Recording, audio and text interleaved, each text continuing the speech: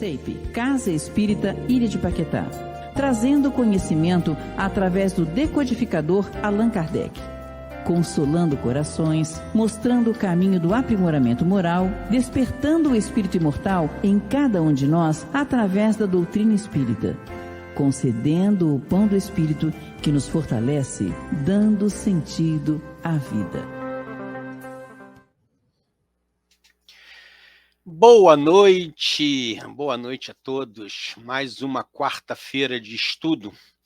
Vamos estudar hoje o Livro dos Espíritos, questões 825 a 828. Liberdade natural.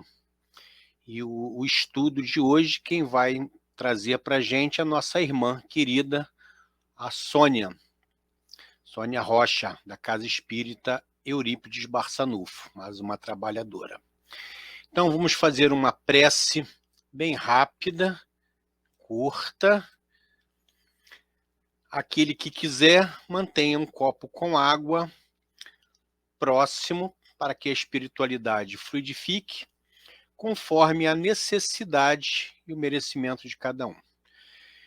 Então vamos fechar nossos olhos, elevar nosso pensamento a Deus, nosso Pai Criador, a espiritualidade amiga, que nos ampare, principalmente a nossa querida irmã Sônia, que ela seja intuída, que ela seja conduzida nesse momento de estudo, que tudo aquilo que ela estudou venha à sua mente de maneira clara e objetiva, para que nós possamos tirar o máximo de proveito desse estudo. Pedimos ao mentor espiritual da nossa Casa Espírita, Ilha de Paquetá, que fique conosco, agora e sempre, graças a Deus. Então, Sônia, é com você. Deixa eu tirar aqui a mãozinha. Soninha, querida, é com você. Bom estudo.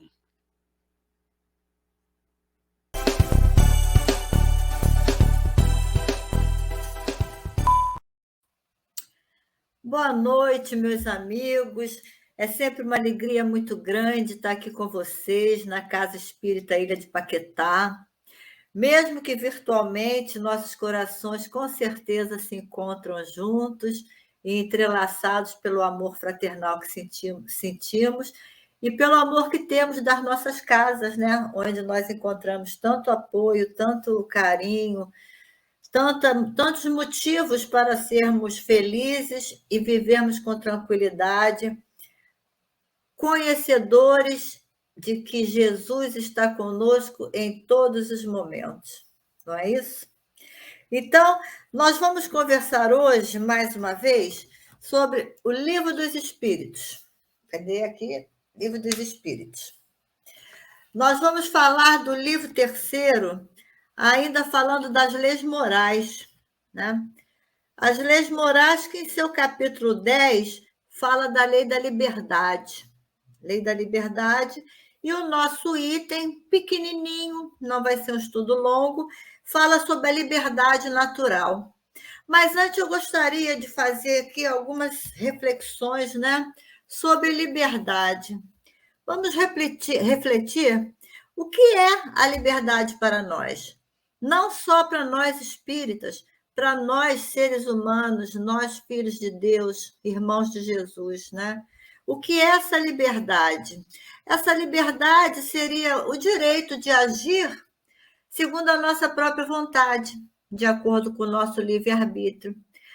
A liberdade valiosa é aquela que não mostra aparência, e sim transformação. Quando nós mostramos, através da nossa liberdade de ação, a transformação que está acontecendo em nosso íntimo, nós não estamos só na aparência, nós estamos vivenciando essa liberdade plena. Mas será que nós vivenciamos essa liberdade plena? Essa liberdade que não é só de aparência? Uma questão para refletir, não é? Liberdade também é o poder que nós temos de escolher. Nós podemos escolher qualquer coisa que quisermos. Nós vamos escolher aquilo que acharmos certo. E também responderemos pelas consequências de todos os nossos atos, de todas as nossas escolhas. Não é isso mesmo? E se nós aprendermos a escolher com responsabilidade, não seria bom que nós aprendêssemos a fazer nossas escolhas com responsabilidade, sabendo que aquilo é a vontade de Deus, é aquilo que está na lei natural, a lei natural que é a lei de Deus. E como que nós escolhemos essa liberdade? Como eu vou escolher o caminho que eu vou tomar, né? Então, a gente tem que aprender que, à medida que o espírito se desenvolve, nós aprendemos de duas maneirinhas. Todo espírita sabe disso, né? Nós aprendemos ou pelo amor ou pela dor. Não tem jeito, não tem jeito, são os dois caminhos. Daí a necessidade que nós temos de usarmos essa liberdade com sabedoria, não é? Pois aí é que está o caminho para a nossa evolução. Se nossas escolhas nos afastarem das leis de Deus, a nossa colheita será muito ruim. Mas se nossas escolhas estiver dentro do bom senso, dos bons sentimentos, a colheita se reverterá em amor. Então, quando eu escolho a colheita ruim, eu eu semeio, né? E vou colher o quê? Eu vou colher dor e sofrimento. Mas eu tive a liberdade de escolher, eu não fui obrigada, eu usei do meu livre-arbítrio para fazer essa escolha, não é? Kardec nos fala, aqui um pedacinho que eu anotei, o Espiritismo proclama a liberdade de consciência como direito natural. Reclama para os seus adeptos do mesmo modo que para toda a gente. Olha que interessante, Kardec nos diz que o Espiritismo proclama a liberdade de consciência, né? Como sendo um direito natural. Mas esse direito não é só para nós espíritas, é para toda a gente. Então, nós, através do nosso conhecimento, através do nosso exemplo, através daquilo que nós pregamos e fazemos, nós estamos fazendo a plantação da boa semente. Se nossa preferência estiver sempre pautada no bom senso, nos bons sentimentos, nada vai fazer com que nós possamos colher coisas ruins. Nós só recolheremos coisas boas, não é? Então, voltando aqui para o nosso livrinho, nosso companheiro querido, capítulo 10, na página do meu livro 303, a pergunta é a 825. Kardec pergunta: há posições no mundo em que o homem possa se vangloriar de gozar de uma liberdade absoluta? Então, Kardec quer saber, neste mundo que vivemos, nós podemos, de alguma forma, gozarmos de uma liberdade absoluta? Eu faço o que eu quero, quando quero, como eu quero, e não quero saber de ninguém, eu só estou fazendo a minha vontade.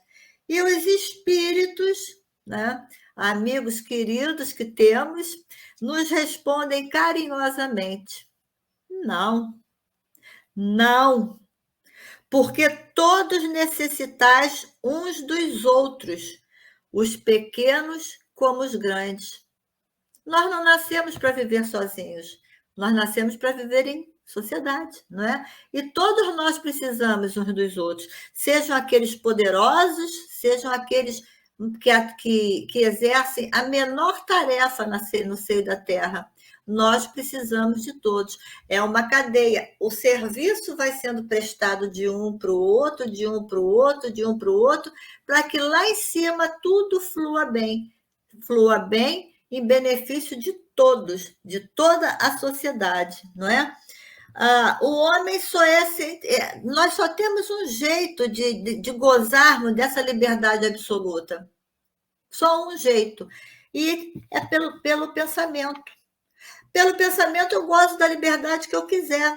Eu posso pensar o que eu quiser, imaginar o que eu quiser, mas exercer essa liberdade absoluta, não podemos. Por quê? porque nos acarreta inúmeras responsabilidades. Se eu pudesse exercer a minha liberdade absoluta, eu estaria acarretando para mim muitas responsabilidades, porque nós não podemos nos esquecer que Deus conhece todos os nossos pensamentos. Então, no momento que eu penso alguma coisa que não está dentro das leis naturais, ninguém está vendo. As pessoas ao meu redor não sabem o que eu estou pensando, não conseguem entrar no meu pensamento. Então, eu acho que eu estou escondidinha, não é? Não estamos, não. Porque Deus sabe de todos os nossos pensamentos, talvez até antes mesmo de nós tomarmos conhecimento de que tivemos aquele pensamento ruim, né? Daí aquela necessidade que nós vivemos falando, vigiarmos os próprios pensamentos. Nós temos que vigiar também aquilo que eu penso e não vigiar aquilo que eu faço, porque no momento que eu faço, eu estou externando o meu pensamento. Então, necessário para que a nossa evolução espiritual se dê, que eu vigie os meus pensamentos, que eu não permita pensamentos que não estão de acordo com as leis naturais, que ele se estabeleça na minha mente. Porque no momento que ele se estabelecer, no momento que eu gostar desse pensamento, eu vou estar plasmando a situação, seja ela boa, seja ela ruim. Então, não podemos gozar de liberdade absoluta, não nesse mundo, nas posições do mundo que nós estamos, né? Não sabemos em outros mundos, a gente tem que falar aqui no nosso, né? Porque nós ainda somos aqueles espíritos tão inferiorzinhos, tão ainda crianças imaturas, né? Crianças espirituais imaturas. Somos nós. Nós estamos ainda antes do jardim de infância, a gente ainda está lá no maternal aprendendo. Uma hora nós vamos aprender, né? Então, continuando aqui a nossa leitura, na questão 826, Kardec pergunta: qual seria a condição na qual o homem poderia gozar da liberdade absoluta? Na questão anterior, já foi dito que nós não podemos gozar dessa liberdade porque necessitamos um dos outros, certo? Mas ele insiste, Kardec quer saber com certeza o que quer entender. E ele pergunta: em qual posição o homem poderia gozar de uma liberdade absoluta? Então, os espíritos nos dão uma resposta direta, não tem nem o que contestar. O eremita no deserto. O eremita, vivendo sozinho num deserto, milhares de léguas de distância de qualquer civilização, ele goza de liberdade direta, absoluta. Por quê? Porque ele vai caçar a hora que ele tiver fome. Ele vai buscar água lá no oásis, né? Que a gente está falando que ele está no deserto. Ele vai buscar água a hora que ele tiver sede. Ele vai dormir a hora que tiver sono. Vai ativar suas necessidades orgânicas quando essas necessidades se fizerem presentes. Então, ele não depende de ninguém. Ele vive para si. Então, a resposta completa é essa. A condição no qual o homem poderia gozar de uma liberdade absoluta seria do eremita no deserto. Porém, não tem o porém não, mas continuando, desde que haja 2 homens juntos, eles têm direitos a respeitar e não têm mais, por conseguinte, liberdade absoluta. Olha que interessante. Se houver 2 homens reunidos, não existe a liberdade absoluta, porque o que um quiser para si vai afetar diretamente ao outro e vice-versa. Então, essa liberdade absoluta só podemos ter quando nós estamos sozinhos num lugar deserto, numa posição em que não existem seres humanos diante de nós, onde a sociedade ainda não alcançou seus braços, né? Com as suas modernidades, tecnologias, exigências, etc. Então, esse eremita pode fazer as coisas na hora que ele quiser. Mas desde o momento que houver mais de um homem não tem como ele ser dono da sua liberdade absoluta.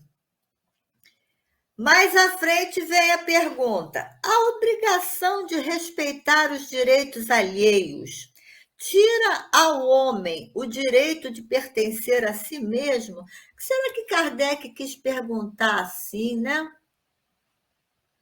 A obrigação de respeitar os direitos alheios. Então, eu tenho a obrigação de respeitar o direito do meu semelhante. Mas essa obrigação tira de mim o direito de eu pertencer a mim mesma? É uma pergunta meio complexa, né? Mas que dá para a gente entender. E eles nos respondem: de modo algum, porque é um direito que lhe vem da natureza. Então, nós temos a obrigação de respeitar todos e não perdemos o nosso direito de pertencer a nós mesmos. E por quê? Porque somos individualidades. Nós, cada um tem a sua individualidade. Estamos todos juntos, cada um exercendo o seu pensamento, sua liberdade, porém essa liberdade, ela não pode ser absoluta, porque mesmo sendo essa obrigação, nós temos obrigação, ela não tira de nós a nossa individualidade. Essa individualidade, esse direito de pensamento, essa liberdade que nós temos de pensar, ela vem da natureza, é própria. Não tem como você deixar de pensar. Eu estou aqui agora, eu resolvo que... eu estou cansada, eu vou ficar sem pensar 10 minutos. Não conseguimos. A nossa mente se remete a vários casos, ou que eu tenho que resolver, ou aquilo que eu fiz errado, ou alguma coisa que eu tenho que fazer, alguma obrigação que eu deixei de cumprir. Nós estamos sempre em atividade na nossa mente. Essa liberdade de pensamento não tem como alguém impedir. Eu não posso chegar para o meu filho e falar: para de pensar. Você não tem liberdade de pensar, que ele ainda vai pensar assim: a minha mãe é maluca. Mesmo assim, ele ainda vai pensar, não vai? Então, ninguém tira da gente o direito de nos pertencermos, né? Porque essa é uma lei que vem da natureza. A questão 828, ela é bem interessante. Pergunta assim: como conciliar as opiniões liberais de certos homens com o despotismo que frequentemente eles próprios exercem no seu interior e sobre os seus subordinados? É verdade, não é? Quantas vezes a gente está ligado, né, aquele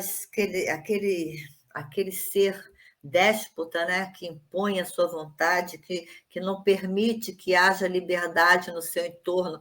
Ele é o rei, o senhor de todas as ações, ele determina tudo e ninguém pode fazer nada sem que tenha permissão desse ser.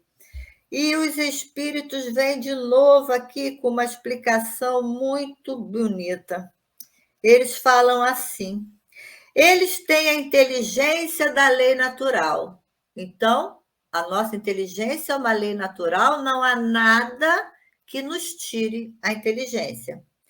Mas ela é contrabalançada pelo orgulho e pelo egoísmo.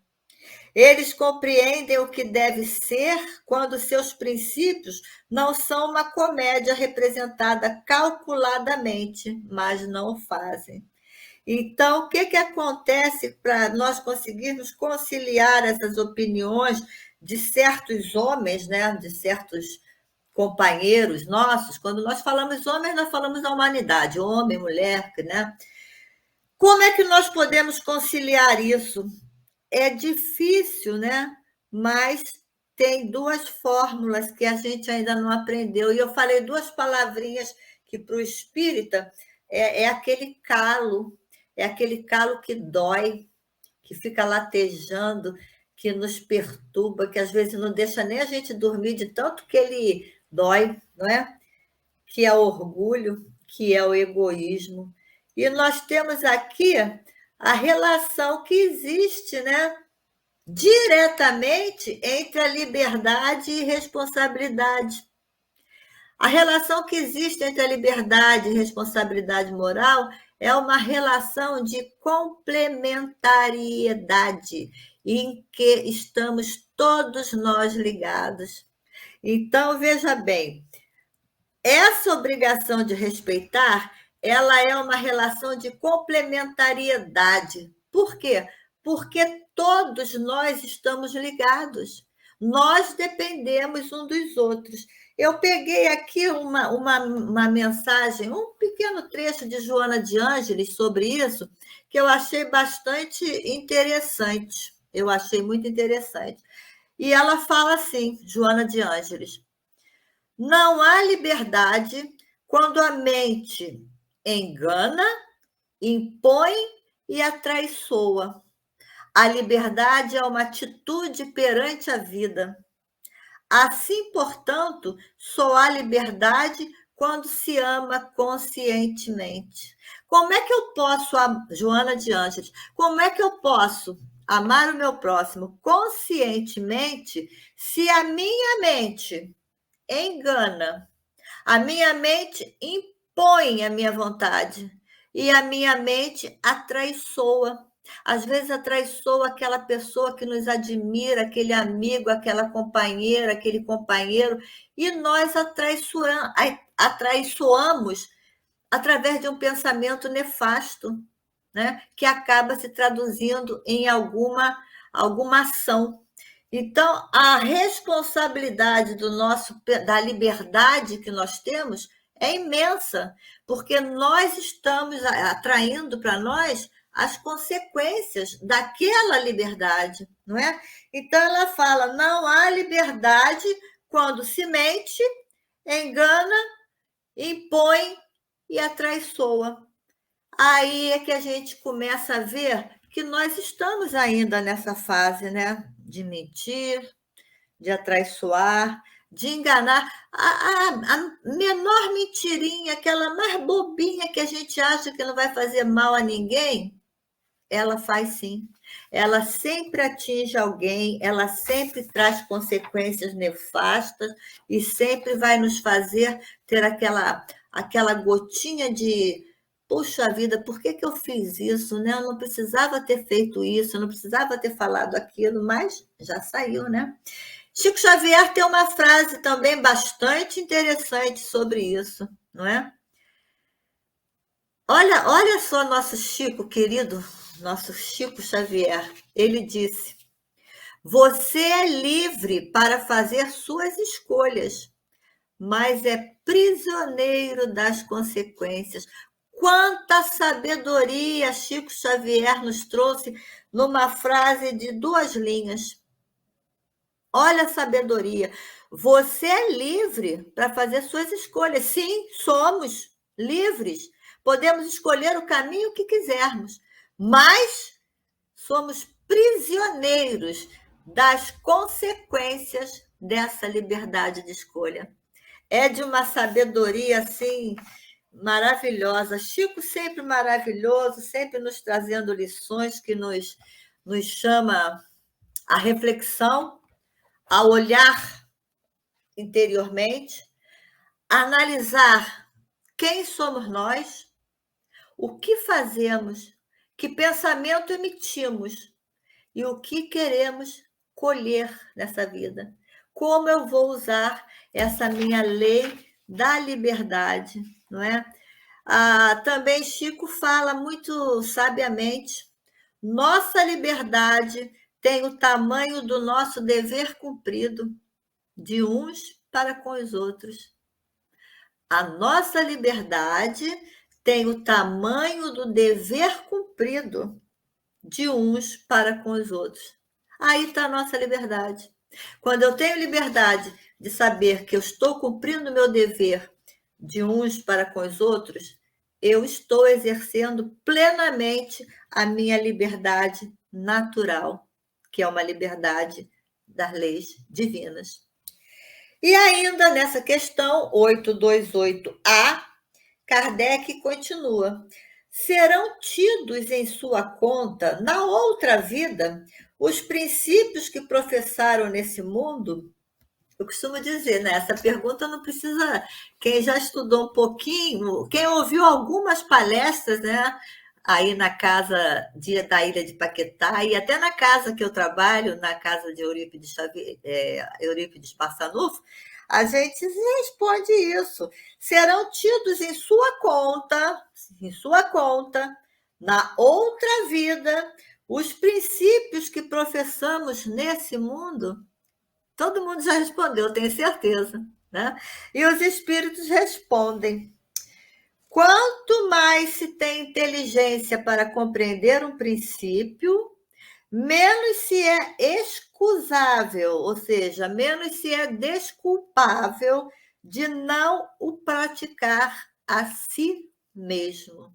Eu vou repetir, é importante. Quanto mais se tem a inteligência para compreender um princípio, menos se é excusável de não o aplicar em si mesmo. A quem muito é dado, muito será pedido. Se nos foi dado conhecimento dessas leis, não me é permitido ignorá-los. Eu não tenho desculpa, eu não posso dizer que eu não sabia. Eu sabia sim. Eu usei meu livre-arbítrio para semear as sementes ruinzinhas.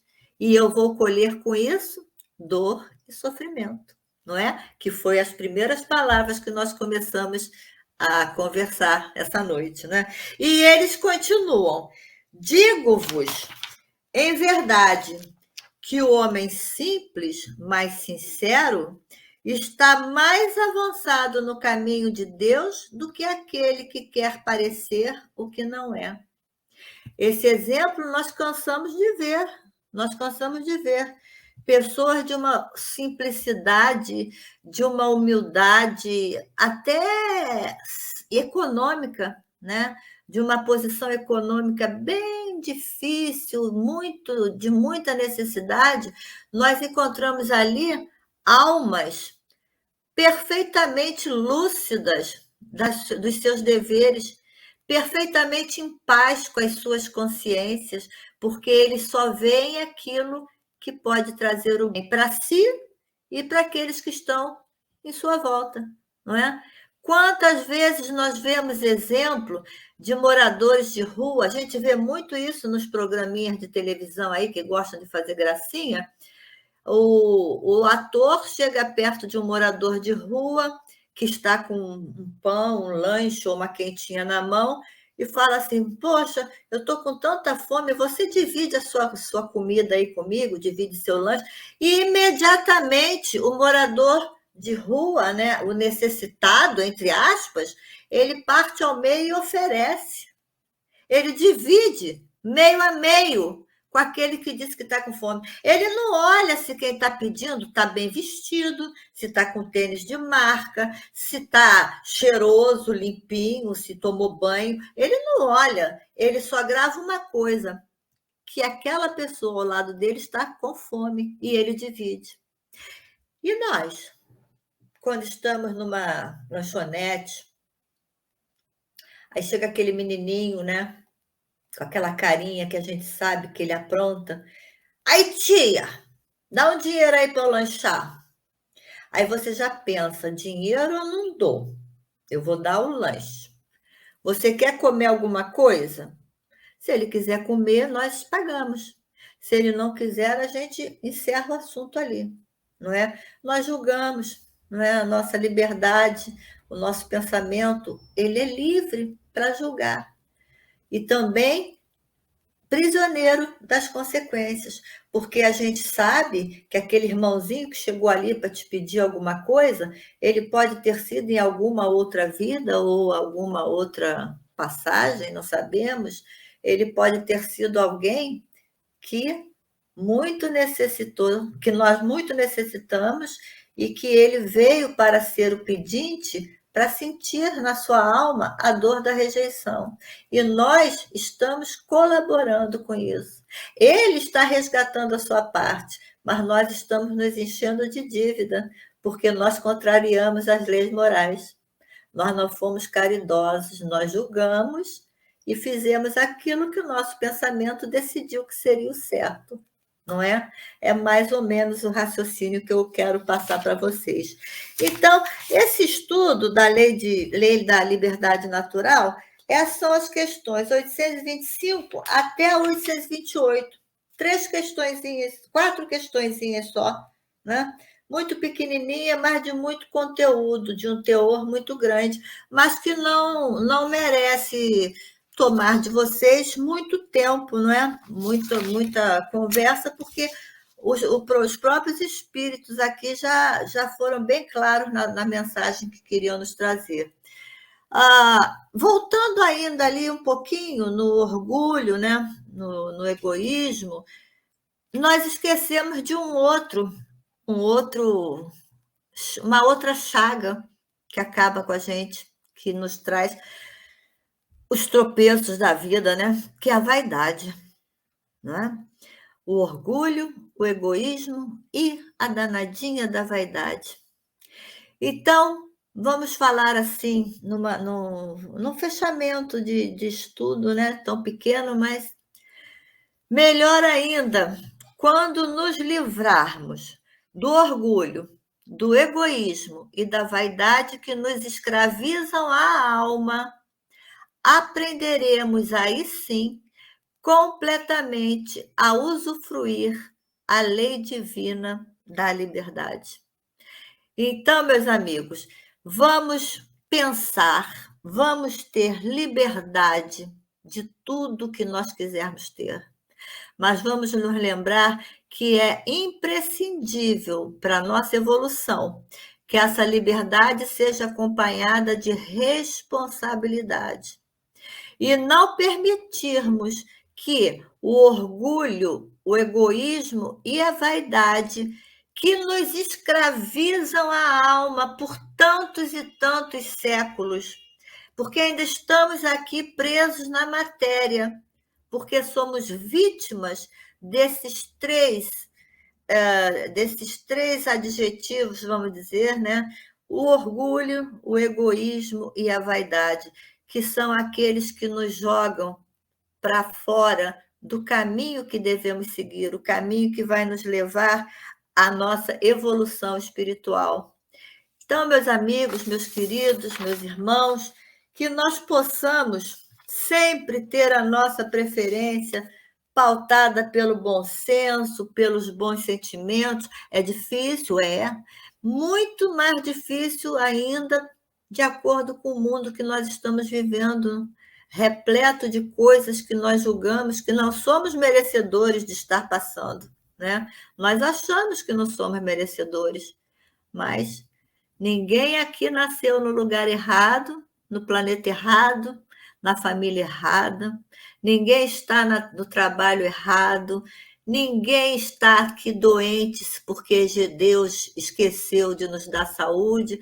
Nós estamos aqui porque nossa alma ainda é escravizada pelo nosso pensamento a essas 3 chagas que são o orgulho, o egoísmo e a vaidade. Que nós possamos ter tido uma conversa tranquila, que possa ter sido esclarecedora e que nós possamos ter contribuído um pouquinho mais para o entendimento dessa lei tão importante, que é aquilo que nós prezamos tanto e que não podemos perder de forma alguma, que é a nossa liberdade de agir, de pensar, a liberdade de viver de acordo com as nossas próprias escolhas. Lembrando que Deus nos deu o livre-arbítrio para que nós soubéssemos escolher, discernir o caminho do bem e o caminho do mal. Cabe a nós escolher a direção. Muita paz para todos e tenhamos todos um excelente final de noite.